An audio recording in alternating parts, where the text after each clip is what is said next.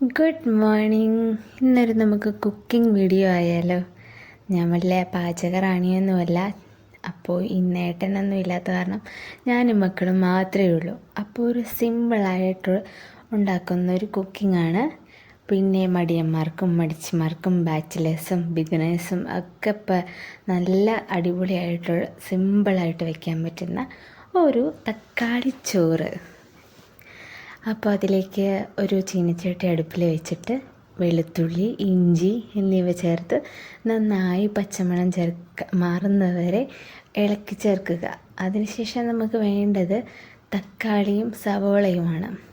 അപ്പോൾ ഇഞ്ചി വെളുത്തുള്ളി അവിടെ പച്ചമണം മാറുന്ന സമയത്ത് നമുക്ക് പകുതി സവോളയും 2 അല്ലെങ്കിൽ 3 തക്കാളിയും നന്നായിട്ട് കുനുകുനാന്ന് അരിഞ്ഞെടുക്കണം.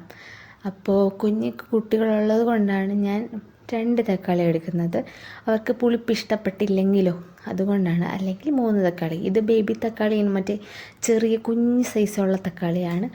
അപ്പോൾ ഇതിലേക്ക് നമുക്ക് സവോള ചേർക്കാം. ഇനി സവോളയും ചേർത്ത് നന്നായി ഇളക്കുക.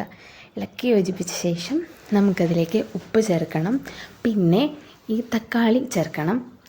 പച്ചമുളക് ചേർക്കണം. 2 പച്ചമുളകാണ് ഞാനിവിടെ ചേർത്തിരിക്കുന്നത്. നിങ്ങളുടെ എരിവിനനുസരിച്ച് ആവശ്യമായ പച്ചമുളക് ചേർക്കാം. എരിവ് കൂടുതൽ ആവശ്യമുള്ളവർക്ക് പച്ചമുളകിൻ്റെ എണ്ണം കൂട്ടാം. ഞാനിപ്പോൾ ഇവിടെ 2 തക്കാളിയാണ് ചേർത്തിരിക്കുന്നത്. എനിക്കത് തന്നെ ധാരാളം.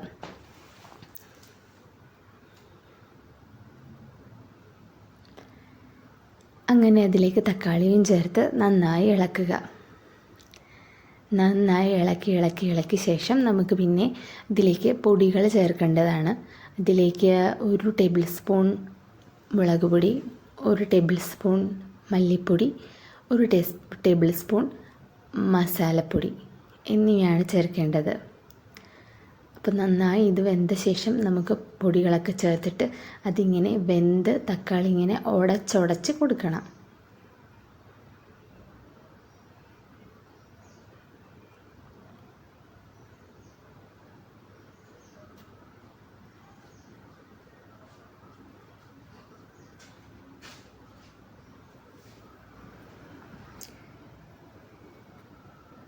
അങ്ങനെ പൊടികളൊക്കെ ചേർത്ത ശേഷം നമുക്ക് കുറച്ച് അല്പം കുരുമുളക് പൊടി കൂടി ചേർക്കണേ.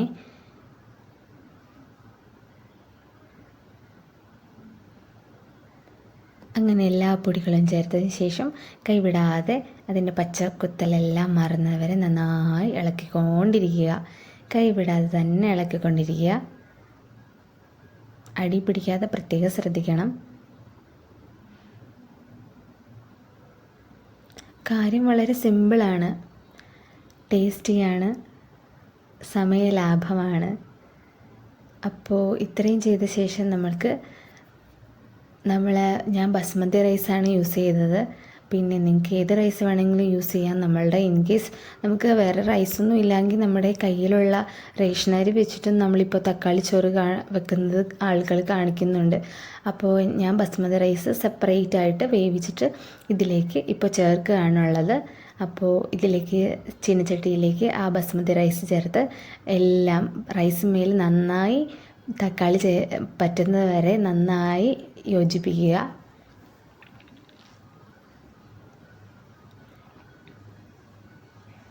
നമ്മളിപ്പോൾ ഇട്ട വെള്ള റൈസ് തക്കാളി പെരണ്ട് ഒരു റെഡ് റൈസായിട്ട് മാറണം. അതുവരെ നന്നായി ഇളക്കുക. അങ്ങനെ അത് നന്നായി ഇളക്കി യോജിച്ചിട്ടുണ്ട്. പിന്നെ നമുക്കിതിലേക്ക് ചേർക്കേണ്ടതെന്ന് വെച്ചാൽ നിങ്ങൾക്ക് വേണമെങ്കിൽ ഒരു നാരങ്ങ ഫുള്ളായിട്ട് ചേർക്കാം. ഞാനിവിടെ ഒരു പകുതി നാരങ്ങ എടുത്തിട്ടുള്ളൂ. ആ പകുതി നാരങ്ങയിൽ തന്നെ ഞാൻ അതിൽ നിന്ന് ജസ്റ്റ് ഒന്ന് സ്ക്യൂസ് ചെയ്ത് എടുത്തതേ ഉള്ളൂ. ചിലപ്പോൾ പിള്ളേർക്ക് അധികം പുളിപ്പതി ഇഷ്ടപ്പെട്ടില്ലെങ്കിലോ എന്ന് ഓർത്തിട്ട് അങ്ങനെ ഒരു പകുതിയുടെ നാരങ്ങയിൽ ഒന്ന് സ്ക്യൂസ് ചെയ്തെടുക്കുക. അത്രയും എടുത്ത ശേഷം വീണ്ടും യോജിപ്പിക്കുക. പിന്നെ ഉപ്പ് ഇല്ലെങ്കിൽ നമുക്ക് ഉപ്പ് സെപ്പറേറ്റ് ആഡ് ചെയ്യുക. അത്രയേ ഉള്ളൂ, നമ്മുടെ തക്കാളിച്ചോറ് റെഡി. ഇതിലൊരു പുഴുങ്ങിയ മുട്ട